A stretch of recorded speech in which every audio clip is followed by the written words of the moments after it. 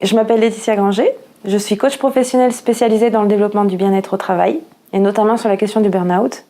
J'accompagne mes clients dans du coaching personnel, professionnel et donc vraiment sur la prévention ou le dépassement du burn-out et la reconstruction après un burn-out. Mon rôle, ça va être, alors moi j'aime bien une image pour expliquer mon métier, c'est de revenir sur l'étymologie du mot, le cocher, qui amène son voyageur du point A au point B, sachant que la destination, c'est bien le voyageur qui va la choisir.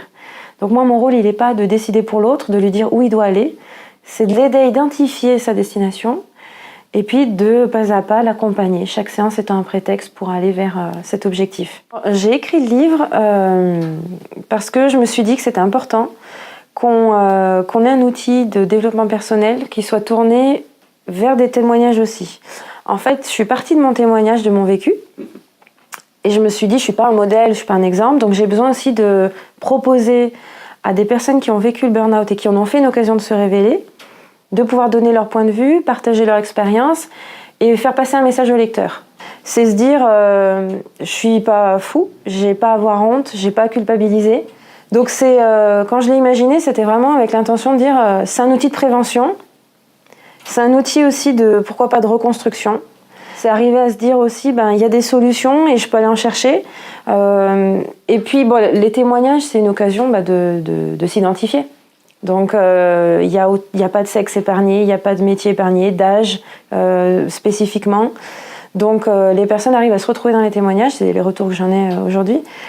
Et surtout me disent, voilà, moi j'ai besoin de témoignages qui sont tournés vers du positif, vers de la lumière. Le livre, il combine du coup ces témoignages-là avec des vrais outils de coaching, puisque je prends du recul, je jongle entre moi, Laetitia, qui l'ai vécu, et la coach professionnelle qui accompagne les gens en burn-out aujourd'hui, et qui donne des clés avec des exercices, on peut écrire dans son livre, on peut jouer avec le livre, et donc c'est pas au final un livre qui s'adresse que aux personnes en burn-out, puisqu'on est aussi dans des questions pour de la reconversion professionnelle, de la connaissance de soi.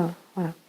Les personnes qui sont pas en burn-out, ça peut être déjà les conjoints de personnes qui vivent un burn-out. Ça peut être la famille proche, ça peut être des amis qui se posent des questions sur comment je peux aller aider l'autre. Donc ça peut être des clés pour ça. Ça peut être aussi, je me questionne sur où est-ce que j'en suis dans mon travail, est-ce que j'ai envie de partir, est-ce que j'ai envie de rester. Donc des questions qui vont tourner autour de la reconversion professionnelle. Et on va avoir des outils dans le livre qui permettent de faire un point, de partir de soi et puis de se projeter, de mettre en place des objectifs, des stratégies.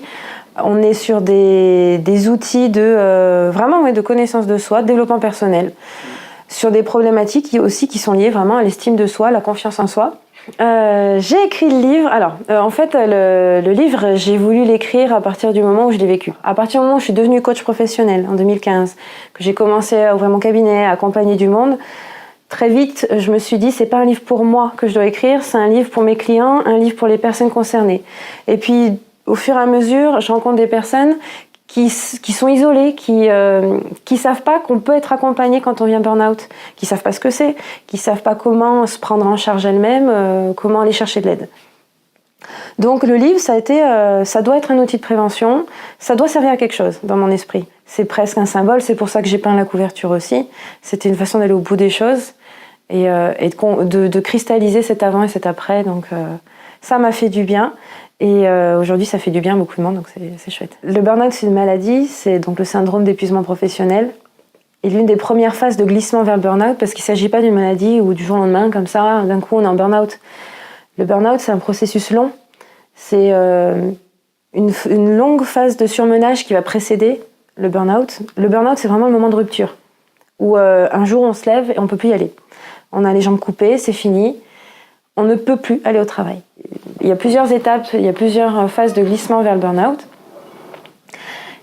Et la première étape, et ce qui fait que c'est compliqué, l'une des premières étapes, c'est le déni. Une personne qui vient burn-out, elle est dans la culpabilité, elle est dans le déni. De toute façon, c'est elle qui est trop susceptible. De toute façon, c'est de sa faute. De toute façon, elle peut pas s'arrêter parce que elle peut pas laisser ses collègues sans elle, etc. Il y a plein d'enjeux comme ça psychologiques qui font que on a du mal à passer à j'ai besoin d'aide et je veux m'en sortir. C'est très culpabilisant comme maladie. Le livre, là où je sais qu'il aide les personnes, c'est justement à travers un témoignage, à travers les mots que j'essaie de poser, qui sont les miens, seulement les miens, Mais il y a ceux des autres, il y a une trentaine de personnes qui témoignent dans le livre. Donc à un moment donné, il y a de grandes chances quand même pour qu'on se retrouve un petit peu et qu'on se dise « Oh, mais c'est ça que je vis, mais je suis pas seule, mais je suis pas fou, mais c'est pas de ma faute. » Et donc je peux me faire aider. J'ai le droit de me faire aider et je peux le faire et je peux m'auto-aider aussi un petit peu quand même. Donc, parce que l'idée c'est quand même d'être acteur de sa vie et de reprendre un peu les rênes. Il va répondre à des questions du type où sont mes valeurs aujourd'hui, parce que c'est pas forcément les questions qu'on se pose ni à l'école, ni au travail, ni à la maison, pas toujours. Donc ça peut être l'occasion de prendre un temps pour soi, pour faire un point sur où je suis, où est-ce que je veux aller, comment j'y vais. Ce que je voulais vous dire, c'est que le livre est vraiment résolument tourné vers le positif, avec l'intention de vous donner des clés, de provoquer pourquoi pas un déclic si vous avez besoin d'aide et que vous n'avez pas encore réalisé que vous pouviez aller la chercher. Et puis l'occasion de vous parler à vous-même avec beaucoup de bienveillance et d'amour. Et le livre est disponible soit en cabinet à Monistrol-sur-Loire, sur Amazon, sur la Fnac, sur mon site internet renettecoaching.com. Vous le trouverez aussi en librairie.